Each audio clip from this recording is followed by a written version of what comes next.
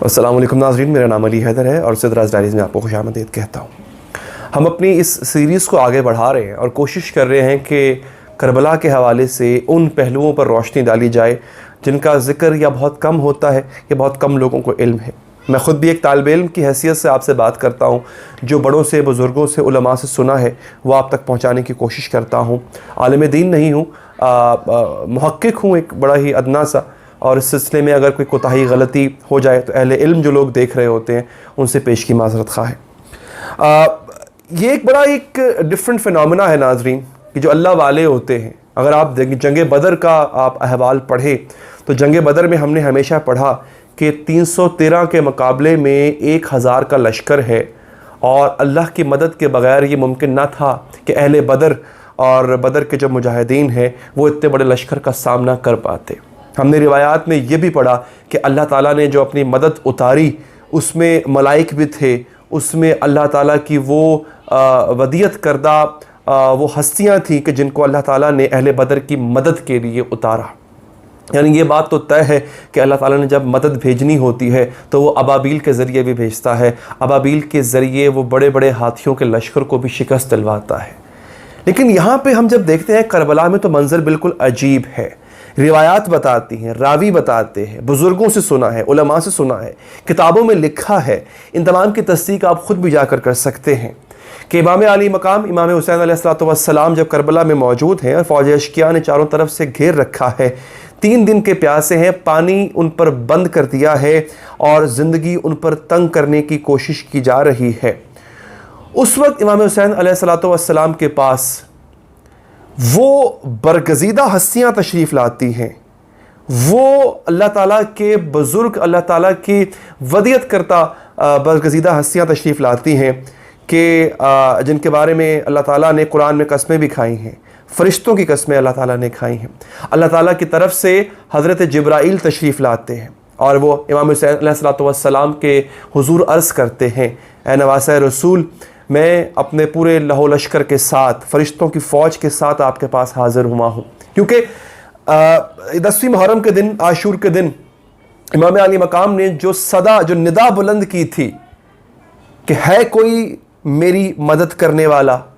اور بعض روایات میں ہے کہ ہے کوئی مجھ غریب کی مدد کرنے والا، حل من ناس ینصرنا کی جو صدا بلند کی تھی، یہ جو صدا تھی ناظرین، یہ حجت خدا کی طرف سے ایک ایسی حجت کا اہتمام تھا کہ جو تمام عالم کے لیے تھی،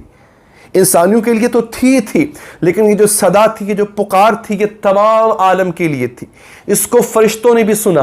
اس کو حیوانات نے بھی سنا، اس کو حشرات الارض نے سنا، اس کو حیوانوں نے سنا، اس کو جنات نے سنا، اور یقین کیجئے سوائے فوج اشقیاء نے، سوائے وہاں پہ کربلا میں موجود ان 72 کے علاوہ کسی اور انسان نے اس پہ لبیک نہیں کہا۔ پوری کائنات لبیک کہہ اٹھی، کربلا کی زمین کی ریت کا ذرہ ذرہ لبیک کہہ رہا تھا، کربلا کی زمین تک نے لبیک کہا کہ وہ شک ہو جائے اور اس فوج کو اپنی آغوش میں لے لے۔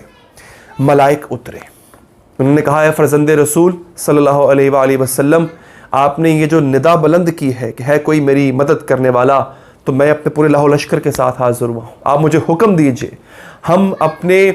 پروں کی طاقت سے اس پورے فوج کو، اس پورے لشکر کو، اس فوج اشقیاء کو جو آپ کے اور آپ کے خانوادہ کے خون کے درپے ہے، اس کو نیست و نابود کر دیں گے۔ امام علی مقام نے فرمایا کہ نہیں،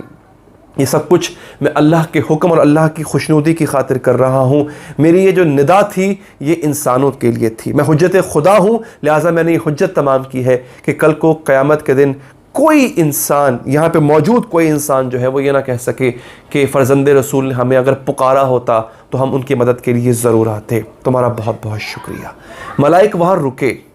اس کے بعد جو ہے وہ جنات کی ایک فوج آئی، اور میں کسی اور دن ویڈیو بناؤں گا اس پہ، یہ جنات کی فوج کون تھی، یہ زعفر جن ہے، اس کی اولاد تھی جو وہاں پر آئی، یہ کون لوگ تھے، یہ زعفر جن کون تھا، یہ روایت میں موجود ہے، یہ تمام باتیں میں کوئی سنی سنائی باتیں نہیں کر رہا ہوں آپ سے، یہ کون تھا، اس کی اولاد کیا تھی، اس پہ انشاءاللہ بہت جلد ویڈیو آپ کے سامنے میں رکھوں گا۔ لیکن یہ بھی اپنے لاہو لشکر کے ساتھ آیا۔ آپ کو پتہ ہے کہ جنات کی طاقت انسانوں کی طاقت سے بہت زیادہ ہوتی ہے، اس نے بھی امام کی حضور یہی عرض کیا کہ وہ چاہتا ہے کہ آپ کی نصرت کے لیے آئے، لیکن امام نے اس کو بھی منع فرما دیا۔ مقصد جنگ لڑنا نہیں تھا، جنگ ہاشمیوں سے بہتر کوئی نہیں لڑ سکتا، تاریخ گواہ ہے اس بات کی۔ جس فوج میں عباس جیسا سپہ سالار ہو وہ لشکر کبھی جنگ ہار ہی نہیں سکتا۔ مقصد جنگ لڑنا تھا ہی نہیں، حجت خدا کا مقصد اس حجت کو اہتمام حجت کرنا تھا جو اللہ کی طرف سے دی گئی تھی۔ لہٰذا امام حسین علیہ السلام نے ان تمام لشکروں کو جو کہ ان کی نصرت کے لیے آئے تھے منع فرمایا، لیکن ان تمام نے اس جنگ کو دیکھا، اس جنگ کو میدان کربلا میں موجود ہو کے دیکھا جو کہ فرزند رسول نے اپنی آخری جنگ لڑی تھی۔ تو ناظرین، اس سلسلے کی کڑی میں میں آپ کو انشاءاللہ جو اگلی قسط آئے گی اس میں آپ کو شب عاشور کا احوال بتاؤں گا۔ شب عاشور کے حوال میں ایک بڑا مشہور واقعہ ہے امام حسین علیہ السلام کا دیے کو بجھا دینا،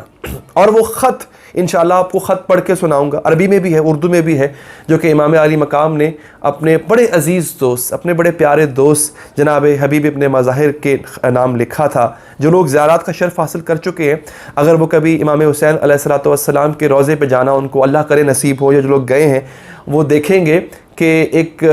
جب آپ امام علی مقام کے روضے کے اندر داخل ہوتے ہیں، جہاں پہ زری پاک موجود ہے، تو ان کے بالکل ساتھ ہی، اور یہ شرف کسی اور کو حاصل نہیں ہے، ان کی زری پاک کے بالکل ساتھ ہی اسی قد و قامت کی ایک زری موجود ہے۔ وہ جو روضہ ہے، وہ جو مقبرہ ہے، وہ جو زری ہے، وہ جناب حبیب ابن مظاہر کی ہے۔ تو یہ شرف کسی اور کو حاصل نہیں ہے کہ امام کے روضے کے اندر، ان کی زری کے اندر ایک اور زری ہو، اور ان کے ایک بڑے ہی پیارے صحابی، بڑے ہی دوست کی ہو۔ امام نے وہ خط لکھا تھا حبیب ابن مظاہر کو، وہ آج بھی وہ آنسوؤں کے ساتھ پڑھے بغیر آپ اس خط کو پڑھ نہیں سکتے۔ وہ خط بھی آپ کے پیش خدمت کروں گا اگلی ایپیسوڈ میں انشاءاللہ، اور آپ کو وہ واقعہ بتاؤں گا کہ جب چراغ بجھا دیے گئے تھے۔ مجھے دیجیے اجازت، چینل کو سبسکرائب کیجیے۔ اللہ نگہبان۔